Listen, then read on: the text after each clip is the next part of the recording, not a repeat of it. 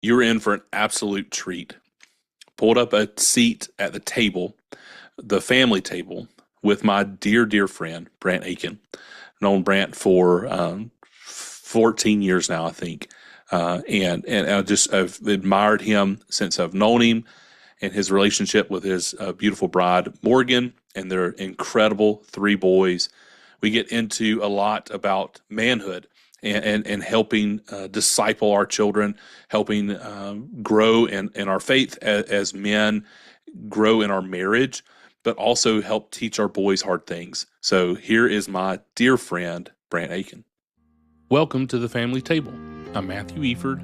Join me as I speak with parents, caregivers, and family experts about the joys and challenges of family life. We'll share the stories, advice, and insights that will help you build a loving and resilient family. Pull up a chair and join us at the family table. Welcome, everybody, to the family table. I have my dear, dear, dear friend, Brandt Akin, with me, a longtime friend of mine. He's been a mentor. We used to live across the street from each other. And Brandt, I'm so excited to have you sharing about your family, about your faith, and just as you kind of introduce yourself, tell us about your family, the makeup of your family, and what role you play in it. Yeah, I am married to my wife, Morgan. We've been married for 12 years. I think I got that right. She's going to see this, so I should have done the math before. We have three boys, Luke, Will, and Eli, and they are 8, 6, and 3. They're all about to level up, so we'll have 9, 7, and 4 in a few months. Nice. But it's a blast. I love getting to lead my family, and what that looks like of leading and not dominating, but being just a guide that hopefully they can trust and follow, that I can steer our family well. That's our immediate family. I was one of three boys growing up too, so the Nice. Lord gave me the only thing I know because I'm probably too dumb to figure anything else out. I Um, love that. but it's Love your family. Love the whole Aiken crew. yeah. And so, talk to us about, we love to hear people's memories, traditions. Like, what are some things that either from you growing up that you remembered that you loved, or from your family now having Luke as your oldest? Like, what are some memories or traditions that you're trying to start that you've been enjoying? I'd say growing up, one of the things that is most memorable to me, we have a lot. My parents were really good about that kind of stuff, but um, hunting with my dad. Nice. I mean, of all the things, the memories that come back the quickest and the clearest are those Yeah. that made a huge difference. And so Luke and Will are actually both wanting to go this year with me. So Nice. we'll see if they chicken out when the time comes. But I'm so pumped about that. I love that. So unfortunately, I think I spoiled our boys. We were jokingly, this was last year, jokingly playing around up in the loft area where they've got some toys, and had the window open, and we were deer hunting, right? We're in our jammies, and it's a cold morning. It's right in peak rut, and we've got deer in our backyard, and so I mean, I look up, and there's this 8 point, and he's within shooting range for my crossbow, and I said, "Okay, boys, so we're gonna do this." And we did, and it was a great shot. It's right up there. There you go. I And, see and it. so Oh, yeah, so it was great time, but also that's kind of the expectation, right? And that was maybe ruin them. Hopefully it won't. So I love that you're getting Luke into that. So what else? What else or have we've you've been started establishing? something, man. I think what I love the most, we've only done it once. It's going to be a yearly thing. But I'm most looking forward to spring break this year. Instead of going on a trip and going on vacation, we take a few of those a year, family vacations. They're great. We love them. We stayed home and we did what we called adventure days. Okay, tell me more And about that. they were a blast. So each day, Morgan and I mapped out 5 or 6 kind of things. Um, and then we had them kind of do a scavenger hunt to figure out what all the things were going to be for the day. That's how we started the day. Okay, And then we went and did them all. And they captured a little bit of everybody in our family. So, we went to a big air trampoline park and let them jump around. We took them to Chick-fil-A. We went to see Kung Fu Panda 4 and let them get popcorn and all the candy, and which we never let them do. But just kind of to mark the moment, got a little extravagant. We um, went hiking, we camped in the backyard, just little things like that. But when we built a whole day full of stuff that just represented all the things that we love to do as a family, they talk about that more than any trip we've done. And it I love was that. low key and a blast. Yeah. What a cool thing with uh, such a simple, but it's just time, right? You're spending time, and I love the point. Your three boys, they're all amazing, but they're all unique, and Oh I yeah. love that you and Morgan are going to be intentional to find things that address each one of them. So that's a really cool piece. Is there any part of that week specifically that you're hoping to duplicate, or is it just the idea of doing the adventure days?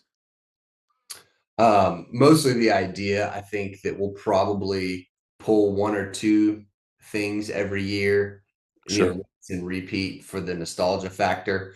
I would say camping out though. We camped out in the backyard, set up the tent, and we may go, somewhere else for real, but we did that. We had a fire and marshmallows and s'mores, and it was cold. Morgan actually ended up going to sleep in the house, and so it was just me and the boy. It was incredible. I love that. What a fun experience for them to be little boys and to be Yeah. outside and to be enjoying. So, talk to us about as a dad, what's probably one of the most rewarding things, what most rewarding aspects of having a family.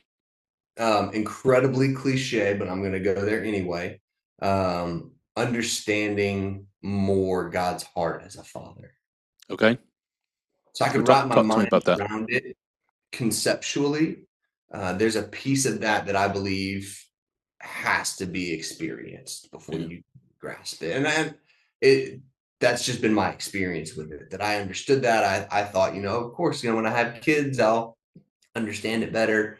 But man, when I had kids, that changed. I remember there was a night where I was holding Luke, crying in the middle of the night. He didn't sleep for anything. At that age, he was so young. He did three things. He occasionally slept, but rarely. He ate and he pooped, and that was yeah. about it. And so Morgan fed him, and then I burped him, changed him, and put him back to bed. That was kind of our routine at the time. And so I burped him and changed him and all that. And it had been 10, 15, and he was wide awake. Dude didn't want to sleep at all, but it was a rare moment where he wasn't crying. Okay, He was just calm. it's like a And sweet gift. yeah. And I used to hold him kind of like a football, and I'd hold him kind of on my Yep, forearm. I And so remember I'm that. right there, and he's looking at me, and he didn't want anything from me. He didn't need a diaper. He didn't need food. He wasn't crying for anything. He was just looking at me. And I remember in that moment, my mind running to John 15 and Jesus saying, "Abide in me." Yeah, it's a great Not point. needing anything from God, but just wanting to be with the Lord. And so that moment of that's what God so often wants from us, is that abiding, that just being without needing, um, has shaped me as a follower of Jesus and as a man I love more that. than a lot of things. So one thing that I reference a lot around our house and with friends, right, is when you came to meet Walker at the hospital and you held him and you said that's a beautiful little center. Yeah. And man, and it was you were joking, but it's right, it's true, right? I mean they are beautiful little centers, and there's something about the way that God leads our heart in that of just exactly what you said. He's revealing more of His love for us that we as dads, the way we love our kids, and we do it so imperfectly. We do not do this well, but we get little glimpses. We get little glimpses of like, oh, that's that's what he means there. And I love that you had that moment with Luke to say like, no, this is be still and know that I'm God. That this is a just abide in me. Just your presence with me is such a sweet moment. Yeah, Yeah, absolutely. I love that. So talk to me about milestones. How do y'all celebrate milestones, big moments like that as a family? What are some ways that y'all have done that well? Well, we're still kind of figuring that out a little bit. Where I'm at parenting wise, I don't have a whole lot in the rearview mirror yet. You Okay. know, our boys are still young, and so we've had some milestones, but a lot of the milestones that I look to of my boys getting baptized, getting a driver's license, graduating, some of the kind of typical rites of passage that you might see for a person, those are all still in front of us. Sure. Um, but we do try to celebrate some milestones, mark some moments um, for our boys, and so um, one of those happened this year. All three of our boys got Student of the Month, Nice. um, and so Luke got it last year, and we just kind of said, "Hey, great job, proud of you, buddy." We emphasized the effort over the achievement. Sure. Uh, That's you a great distinction. Um, and he wasn't having it. He was like, "Dad, I didn't try hard. It was easy." I love him. But we tried. It's so Uh, great. we tried, and so we take that approach, and so they all got it at different times this year. And so what we did was we let them, okay, you get to pick dinner tonight, um, Nice. and you get to pick the movie. We'll make it a movie night. You get to pick the movie, and we try to do it a little bit bigger, be a little bit more extravagant Okay. with the way you mark a moment for them and the way you celebrate a milestone. That's what's really gonna entrench it in their memory. And so that's some of the things we've tried to do there with milestones and moments for them. That's cool. I love the intentionality around that, and just to celebrate them, right? It's the little things. It goes back to the adventure days, right? It Yeah. doesn't have to be this gigantic, elaborate. It's like, no, we're going to get a little creative. Maybe not have the finances to do something super elaborate, but we're going to be creative in what we have in this moment and spend some time together. I love that. So talk to me about your boys and challenging them in discipline, Mm. teaching them about responsibility. What are some ways that y'all trying to instill that in them? Yeah. More gonna laugh. One of my favorite phrases, I use it all the time, is figure it out. Nice. Okay. Talk to me more about Dad, that. Dad, I'm bored. Dad, I'm bored. Figure it out. And they know exactly that is a phrase they understand. When I say it, they know what I mean. Go jump on the trampoline. Go catch frogs in the backyard. Go play baseball with your brothers. Do something, but I'm not going to do everything for you. Sure. I'll lead you. If you say, "Hey, Dad, we built a fort in the backyard." They wanted to build something. And so we took some down trees and I cut some trees and I talked them through chopping some down or cutting some down, some with an axe, some with a chainsaw. Didn't let them handle it, but just, this is the phase of I do, you watch, and then Sure. we'll move up to it. But um, I helped lead them in that, but I did not step in and say, "Hey, you know what we ought to do? Let's go do this." One of the best things that you can do for your kids in building resilience in all areas of life is giving them some unstructured time to let them figure it out. Nice. We live in an age, people used to talk about helicopter parenting, where you just kind of hover and make sure that everything goes okay. And we live in an age that they call now lawnmower or bulldozer parenting, Okay. and that we actually try to remove every obstacle from the path in front of them so that life is smooth and easy. Oh, it's a great point. But what we need to do is we need to prepare the child for the path, not the path for the child. And that happens in small moments and unstructured, figure it out time. Cool.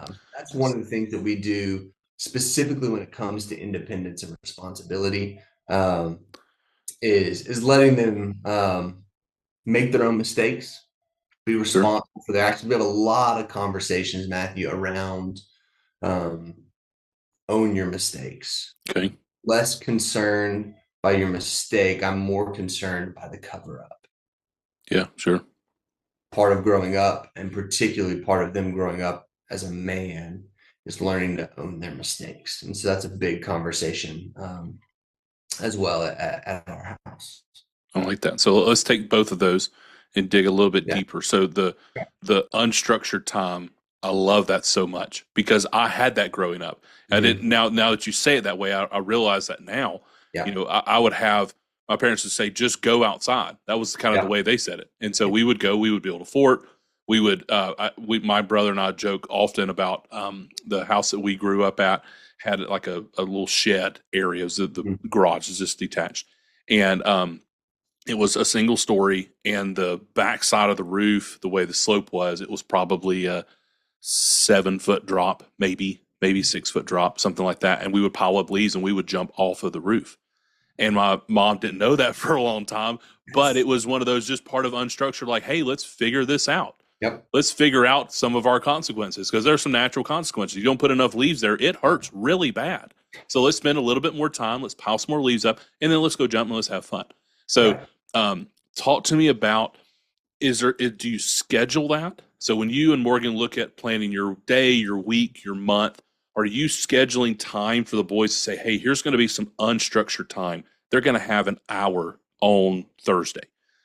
Or is it just, we just naturally kind of flow into this? Mom and dad are busy. Let's have them some unstructured time. How are you organizing that? It's a little bit of both, I guess. We certainly don't sit down and say, "Hey, we're going to block out an hour of unstructured time for them."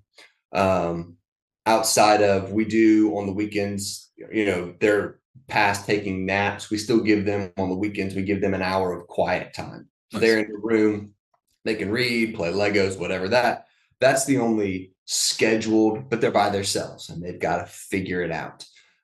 Most of it is unstructured. We tried to not overstructure. That would Okay. be our approach, if that makes sense. We try, they're programmed to death, man. Yeah.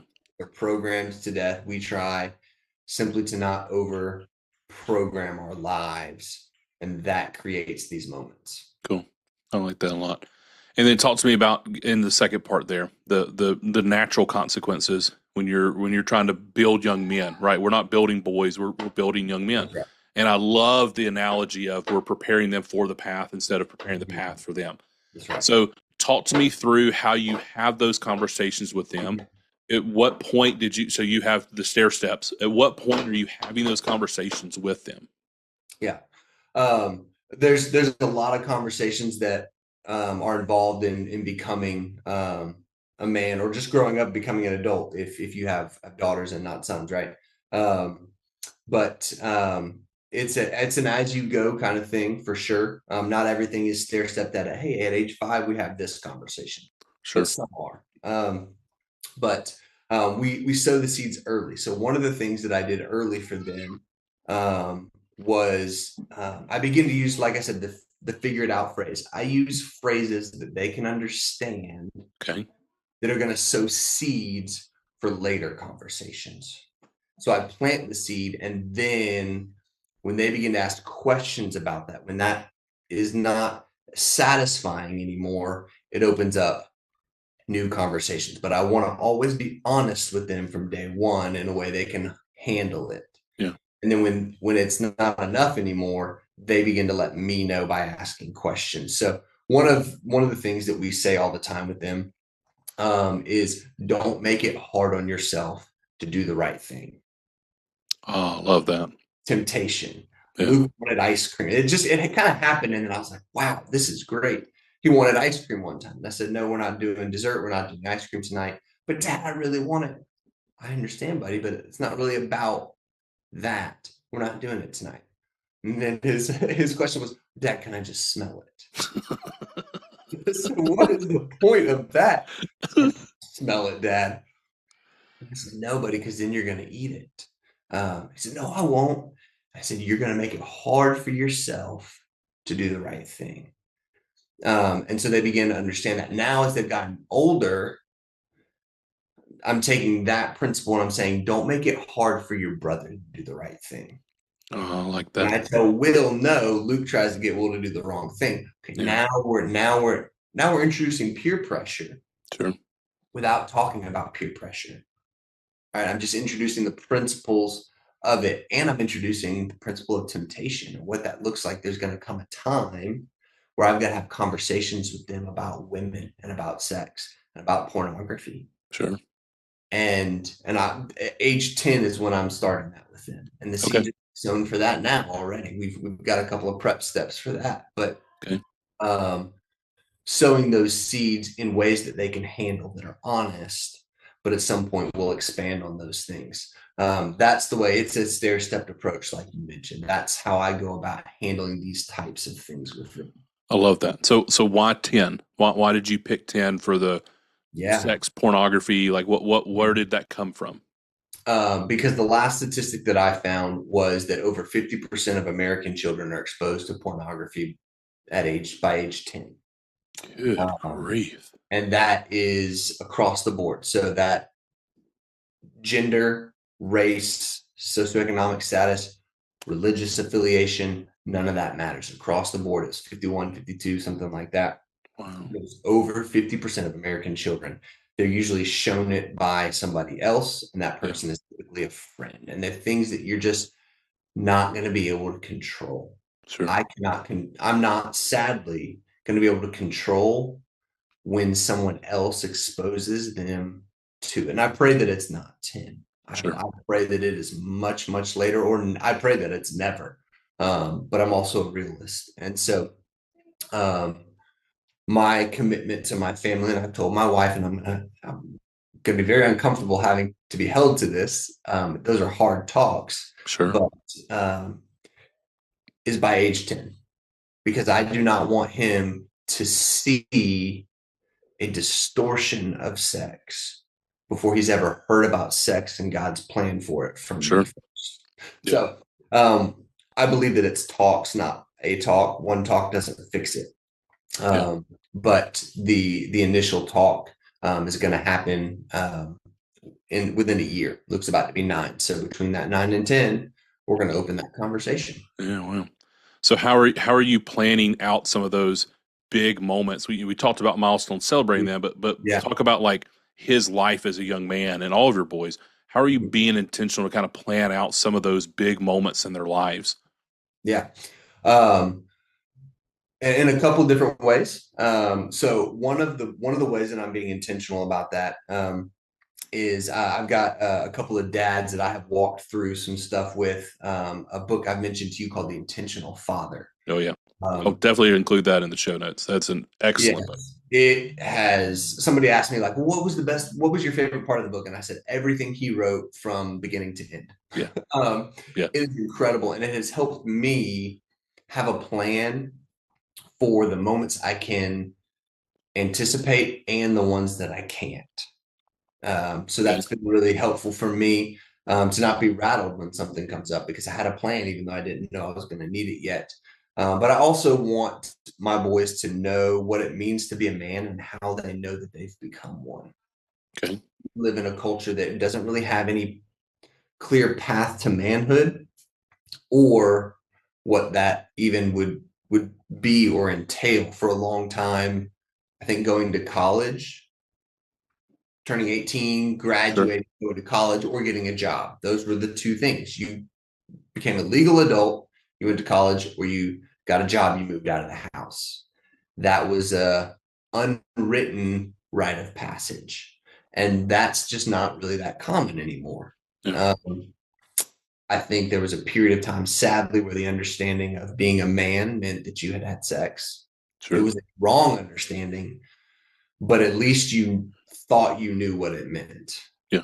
As bad as that is, now I don't think there's a clear understanding of what a man is or how you become one. So when my boys turn 13, I'm going to begin to once a week sit down with them early, get them up early, have breakfast with them, begin to walk through the Bible with them. And we do some of these things at night anyway. We read through the Bible, we talk about these things, but I'm going to intentionally walk with each of my boys from 13 to 18 for Nice. an hour a week, I love um, that. to talk to them about what it means to follow Jesus, how that's the real picture and definition of a man, and that when you are done with this, we will have a celebration, because Cool. you know that you are now a part of this collective group that we call men. Yeah. I love that. I think it's what a cool path, right? What a cool thing to celebrate with them. Number one, but it's going to be the intentional time, like when Mhm. you look back in Jesus' day, right? Yeah. That they would take the young men and they would take Mhm. them from their mother's care in the home, and around 12, 13, when they got into that puberty time frame, the growing time frame, they would go to work with dad. Yeah. They would learn the family trade.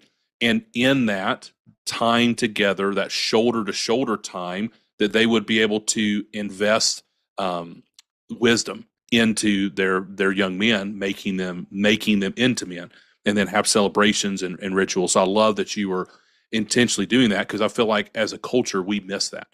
And I love Mhm. that you brought that out, because, you know, I can remember going to college and going through this exploration of, like, what does it mean to be a man? Because I had not had sex, and I was not pursuing those things.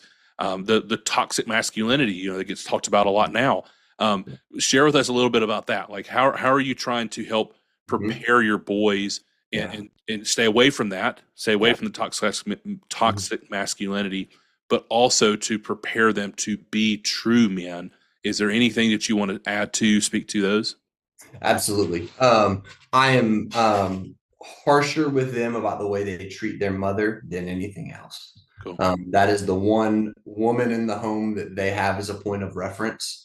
And it matters how they treat her. They know not to put their hands on her. Yeah. That has been communicated clearly and often. Now, obviously, if she wants to play with them and wrestle with them, they understand the difference too in that, and that they can be a part of that. Um, but the way that they treat her and respect her matters, and that nothing is going to get under dad's skin more than mistreating mom, Yeah. mistreating a woman. Part of the problem with toxic masculinity, some of it is very real, and some of it maybe is kind of fabricated. But one of the big things surrounding it is the treatment of women. And so my boys are going to understand that that is not an option. But the other thing is understanding what it means to be a really be a man, and Yeah. those are different. And so, the way we do that is as often as you can, odd little moments. You model it for one. There's an organization called Young Life that used to always say, "You earn the right to speak, or you earn the right to be heard." Oh, I like that a lot. Right. Yeah, And I that's think that's fantastic. absolutely true. Now, I'm their dad. They need to listen to me. That's important no matter what. I understand. But man, they're going to listen to what I have to say about being a man by watching me be one. Yeah. That happens in odd moments. That's where the best teaching happens, is when it is unexpected. Um, so that's a big piece of it, is simply trying to model it and leverage every moment that comes available. There was a guy who once said that, and I wish I could remember his name. I don't remember his name, but he said that at its core, manhood is the death of childhood narcissism. Oh, That's what it means to be a man. I You can like that expand that that imagery. a Yeah. lot, right? But if there was anybody who put to death childhood narcissism, it was Jesus. Jesus Sure. did not exemplify anything that was narcissism. Um, and so what I try to do is I try to leverage moments to help my boys understand that they've got to kill that in them. Yeah. Example, Luke wants to get a leopard gecko. So we actually have a terrarium. Someone gifted us one. Luke has to save up for it though. He's Nice. saving up for the gecko. He had to save up for the terrarium, the lamp, all this stuff. Well, somebody gifted us some of the equipment, but he's saving up his own money to buy this thing. We've had talks about the responsibility that comes with it, feeding it, taking care of it, all of these things. Um, but we have the terrarium. Well, they catch stuff, and they catch all kinds of stuff in the backyard: frogs, lizards, snakes. Sometimes it terrifies the mess out of us. Well, he caught this lizard. He wanted to put it in the terrarium. It's a Hmm. little green anole. So I said, okay. Wasn't planning on doing this, but yes. So he's keeping it. We're researching how to take care of it. He's learning responsibility there. Nice. Well, after one day, we had got some things we thought it would eat. It hadn't eaten anything. The color looked, it looked bad. we were worried that this thing was dying. Um, and so we sat down and had a conversation about it. And said, Luke, what do you think we should do? Do you think we should try to keep it, find different things for it to eat? Or do you think we should put it back out, make sure we know that it lives? And he was all torn up. He thought it was dying, very worked up. And he's like, I don't know what to do. He's like, I don't want it to die, but I don't want to not have it. I don't want to never see him again. Yeah.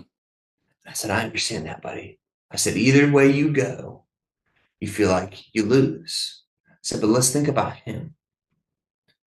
If you keep him and he dies, it's not good for him. But if you let him go and he lives, that is. And trying to get him to see outside of himself. So when I see, it feels almost wrong to call that a moment of narcissism for him, but Sure. it was very focused on himself. And when I see those, I try to leverage every opportunity to get them to look outside of themselves. And that, I think, is what ultimately prepares people to be men. They recognize life is hard. Yeah. They learn to see that it's bigger than them and there's something more important. I love that.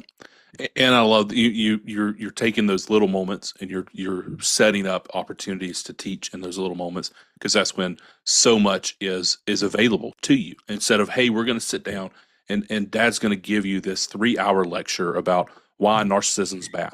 Right. And sweet Luke, who's brilliant, is going to be like, nah, I'm not going to sit there for 3 hours and listen to this. But in that moment, what a perfect opportunity for you to say, hey, there's more to life than just you. I know in your world, the world centers around you, but I'm going to help show you that the world's bigger than you. But also, Brent, what you're doing is you're modeling that by the way you love Morgan and the way you serve at church and the way you serve in your community. You are continuing to model that. It's the old adage, more is caught than taught, right? So you are demonstrating that. And I get to go back to the Young Life quote. You're setting up, you're investing time to have the collateral to earning the opportunity to talk. And I will definitely be using that quote for myself in my life. I love that you're doing that. So talk to us about the way that you, so as a pastor, as a dad, as a husband, how do you navigate the demand of pull on your time? I believe balance is a myth, right? I don't Yeah. think things are in balance. But how have you found some good tips or tricks to invest time and manage the pull between work and home life? Mm. Um, well, let me start by just being very honest and say that I don't always manage it well. Okay, I neither do do I. always, I do not always manage that well. It is a tough, like you said, it's not really a balance. It's holding important things in tension together. Yeah, And it is very, very difficult. I don't always handle it well, but I do have a few strategies that are helpful. One of the things that I have worked really hard on is when I am home, I am not on my phone. nice. As best I can, I am not on my phone. Do you have a place you put it? Do you No, have? I Okay, mean, a lot of times maybe in my bedroom, right? nice. I just put it in there, let it charge, whatever. Sometimes it's on me. They love to get on it and play on it too, and I try to not let that happen. The phone is a killer of just being present with people, Yeah, and so I try my best. I was bad at it early on. The entrance into fatherhood was hard for me, and that was an escape. sure. And so now it's an intentional remove that option of escape because I don't want to be on my phone. I want to be with my boys, but I might be tired. I might be exhausted. They might be a lot. Um, so that's a strategy. That's a tip that I think that we should all take for a lot of things. I also try to, even though I'm not great at this, I do try to be as present as possible with them and leverage the little and the odd moments. When I get home, I would love to come inside and have 10 minutes to just breathe and be and then go play. That's not happening at the Aiken household. Before I'm out of my truck, all three boys are in the driveway waiting to meet me. Yeah. I just embrace it. I just embrace it. They need to know that I am delighted to see them when I see them. That I meet them and I smile at them Cool. so that they know that I'm happy to be with them, even if I'm exhausted and tired and I haven't set any of my stuff down. Um, so that's another little intentional thing that I do. I try to leverage those moments. And another one that we do anytime that Morgan is gone, any evening, she might be meeting with someone she's discipling, she might be singing at church, she might have a meeting at the school, fill in the blank. Any night Morgan is gone is guys' night, Nice. no matter what. That means pizza, Chick-fil-A, McDonald's, movie, baseball in the backyard, whatever. It wasn't planned. Something came up as an impromptu meeting. She's gone. Everything stops and it's guys' night. They know that. If mom is gone, it's guys' night. Yeah. And then Morgan and I, one of the best things you can do for your family is to invest in your marriage. And we are trying desperately to maintain date night, and it Sure. is not always easy. Sure.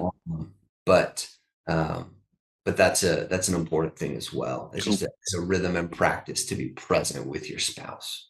Is that something that y'all try to do weekly? Is that bi-weekly? Is that monthly? What kind of the rhythm has worked for your family? Um, we try to do it weekly. There was a time where I think we were kind of bi-weekly, and then it went away, and are trying to get back into it. My mom has offered to keep the boys on Thursday nights for us, Nice.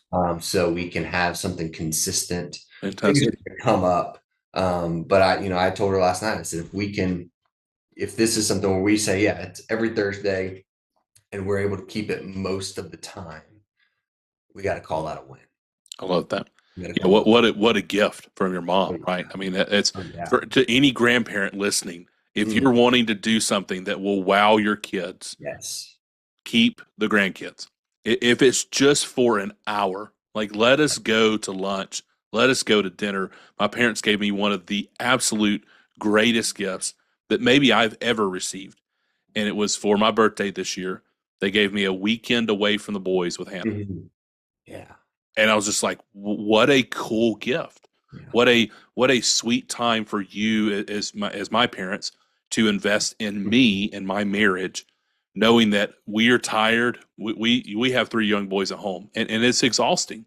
And to have that, but I love that you and Morgan are going to be intentional to say, hey, as best that we can, we got to get out, we got to get away, we've got to have time that we can invest in one another, because this is the first relationship that we were a family when we got married, and then we had our children. We didn't become a family when we had our kids.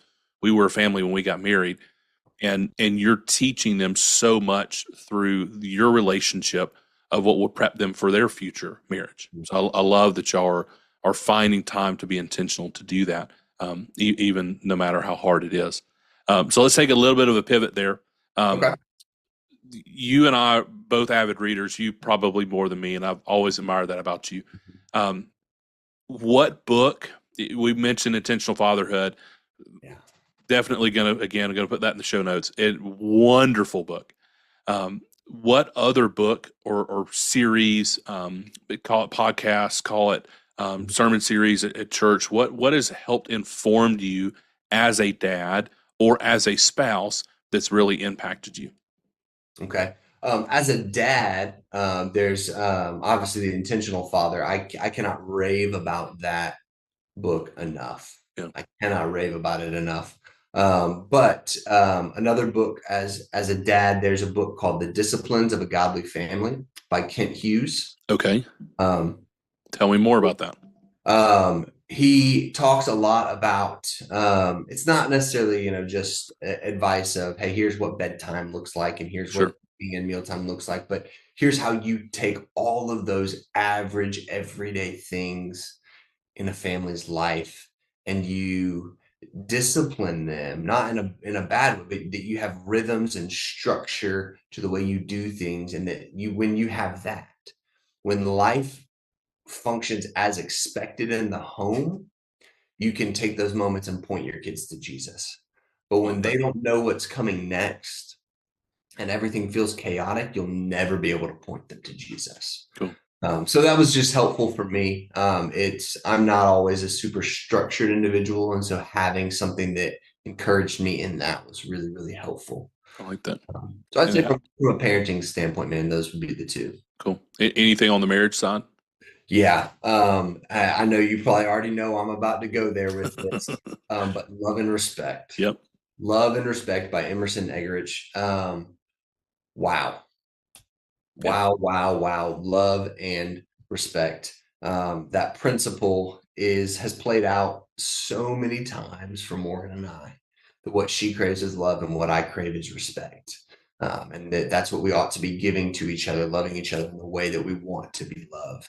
Yeah. Um, and that when we get wounded, we get petty and we withhold. And when I can recognize that that's what I'm doing and choose to love her the way she wants to be loved anyway, it gets us off of that crazy cycle, gets us back to normal.